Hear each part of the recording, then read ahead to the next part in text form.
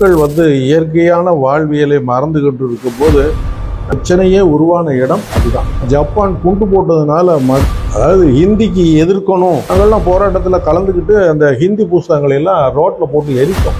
இந்த இதுல நாம் தமிழர்ல ஒரு 10 வயசு பையன் பேசுற பேச்சை தமிழ் தேசியம் சீக்கிரம் வெல்லும், வேப்புலி பிரபாகரன் நாங்கள் கொன்று விட்டோம். ஆனால் சங்க இலக்கிய வார்த்தைகளை சீமான் சொல்றதை பார்த்தா அப்படி இருக்கு. தமிழ் தேசியம் ஏன், எதற்கு, எப்படி, ஆனால் இன்னும் வளரணும் இல்லை.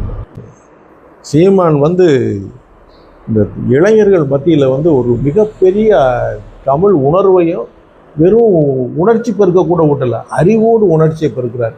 வெறும் அறிவு மட்டும் பெருகலை, உணர்வும் மட்டும் பெருகலை, அறிவும் உணர்ச்சி சேர்ந்து பெருகிறதுனால தான் இந்த பையங்க பேசுகிறப்போவும் தன்னடக்கத்தோட ஒரு விஷயத்தோட பேசுகிறான். அவர்கிட்ட இருந்து முழுசாக கிரகிக்கிறான். சீமான் பேச்சுங்கிறது கிடையாது, அது ஒரு பல்கலைக்கழக பேராசிரியர் நடத்துகின்ற பாடம். ஒவ்வொரு கூட்டமுமே பாடம். அதனால சீமான் கடினமான உழைப்பு, அந்த மாதிரி ஒரு உழைப்பாளி, ஒரு படிப்பாளி, ஒரு நினைவு திறன் அப்படி இருக்கு.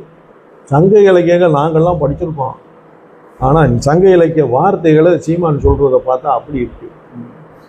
எப்படா இவ்வளோ பெரிய ஞாபக சக்தி இருக்கு அப்படின்றப்போ பார்க்க சீமானை பார்க்க பிரமிப்பு தான் எனக்கு அதிகம். புறாம இருக்கப்பா? புறாமே கிடையாது. என் பிள்ளைய பார்த்து எனக்கு எப்படி புறாம? குங்குதேர் வாழ்க்கை அஞ்சரை தும்பி காமம் செப்பாது கண்டது மொழியுமோ என்று பாட்டெழுதி இறையனார் என்று இருக்கு. இறையனார் இருக்கு கீழே.